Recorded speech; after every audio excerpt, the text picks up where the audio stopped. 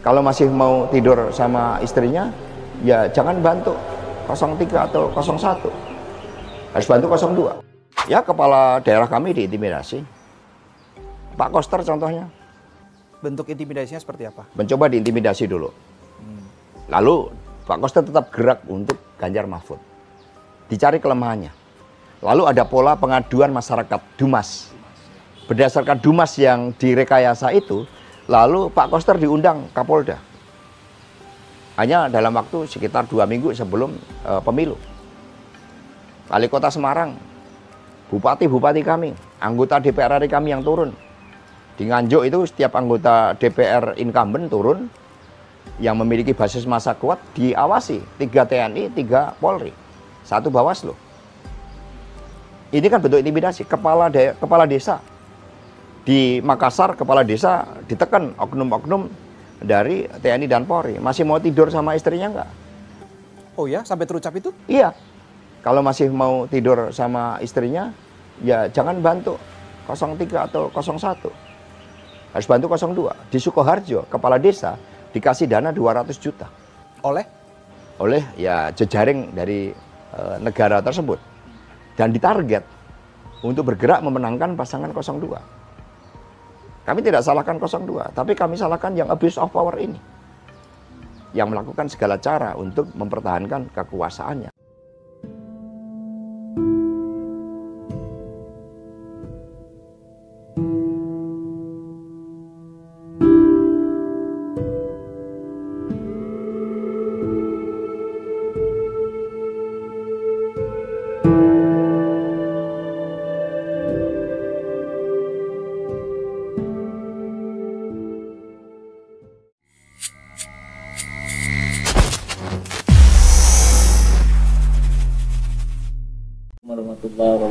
Waalaikumsalam. Intimidasi kepada kepala daerah dan kepala desa di Jawa Tengah dan Jawa Timur berlangsung masif dan terorganisasi. Kejadian terbaru terlihat dalam Silaturahmi Nasional Desa Bersatu 2023 di Gelora Bung Karno, Jakarta pada 19 November 2023 lalu.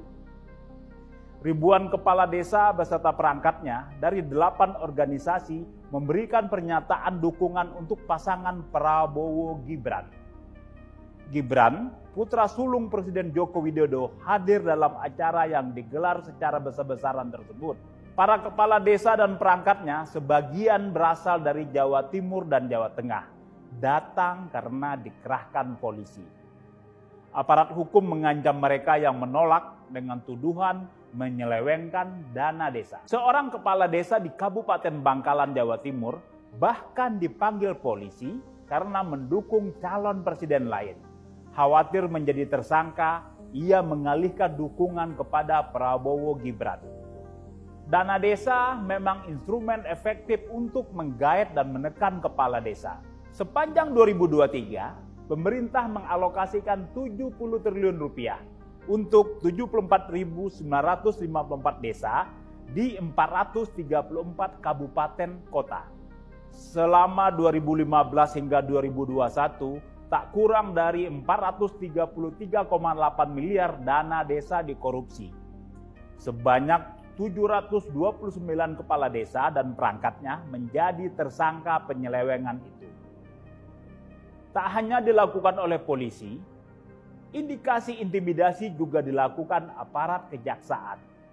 Seorang kepala daerah dari Partai Demokrasi Indonesia Perjuangan di Jawa Tengah mendapat tekanan dari jaksa agar tak mendukung Ganjar Pranowo Mahfud MD. Kalau kegaduhan mah banyak. Macam-macam. Tadi misalnya ketidakkompetenan KPPS yang baru. Kemudian juga Sirekap. Kemudian juga di tingkat PPK juga ada juga PPK yang ngotot harus pakai Sirekap, seolah Sirekapnya wajib. Ada yang lebih parah lagi, jadi C1 harus menyesuaikan dengan Sirekap. Nah itu, ya kan? Yeah. Karena itu mau pipaseaun gitu kan, itu piributun gitu. Kan saking nggak paham gitu ya. Bisa bener nggak paham, bisa pura-pura nggak paham kan. Kalau di politik mah kan apa saja bisa terjadi gitu. ini sudah bikin gaduh. Semua orang sudah bicara, Bahkan bicaranya sudah ada yang sampai jauh, diskualifikasi 02, pemakzulan Jokowi. Wah, ini udah kemana-mana ini. Gara-garanya Sirekap itu kan Ya, salah satunya gitu, ya salah satunya iya, di luar tapi yang bukan pencoblosan. bukan hanya itu, banyak hal. Misalnya kan saya juga mau komentar misalnya Bawaslu. Ya. Tidak ada mekanisme hak angket dalam pemilu. Ya. Ya kan? Menurut Bawaslu itu. Menurut Bawaslu. Ya betul, kalau urusan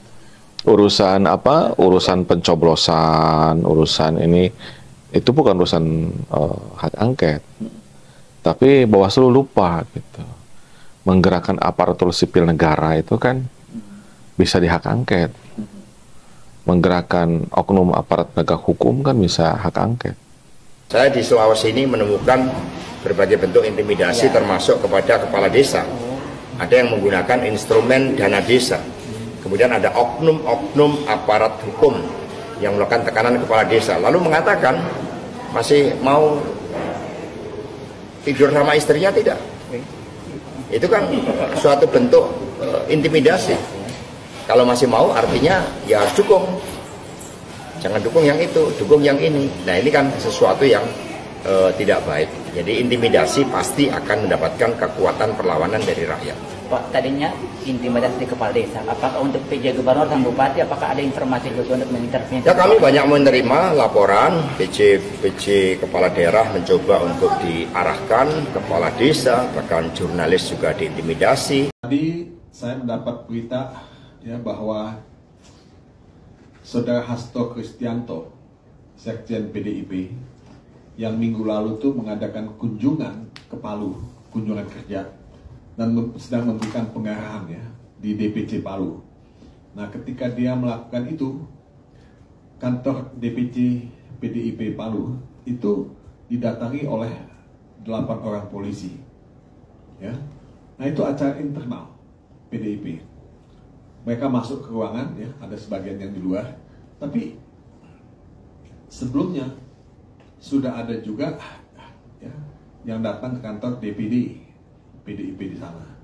Dan konon katanya ada intel yang duduk ya di dalam rapat PDIP di Palu.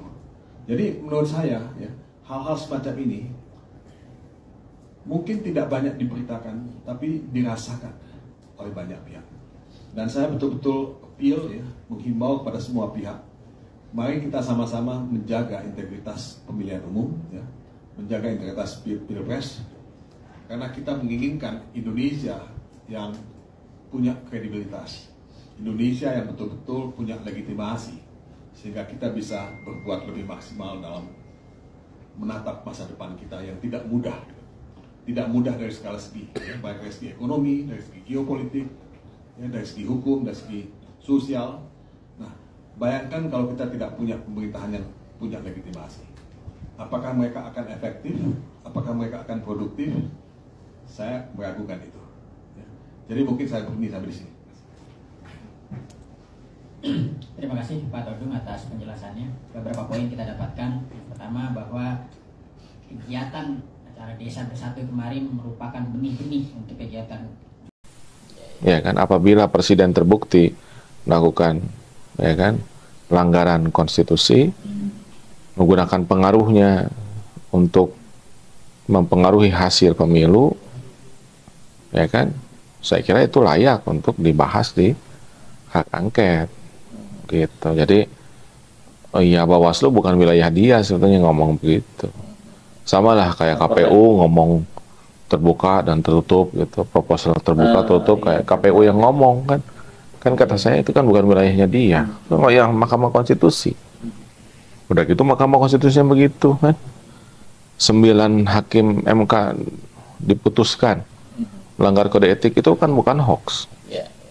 Sekarang kalau misalnya dia biarkan itu, proses cawe-cawe itu dibiarkan aja, ya kan, oknum aparat bergerak, mengarahkan pemenangan dengan hibah, dengan money politik secara TSM yang sulit untuk dibuktikan, gitu. Nanti pada akhirnya kan masalah kepercayaan yang jadi pertaruhannya. Dan kalau sudah kehilangan kepercayaan, maka berikutnya kehilangan legitimasi. Kalau sudah kehilangan legitimasi, berbahaya. Aparat penegak hukum sudah tidak dipercaya.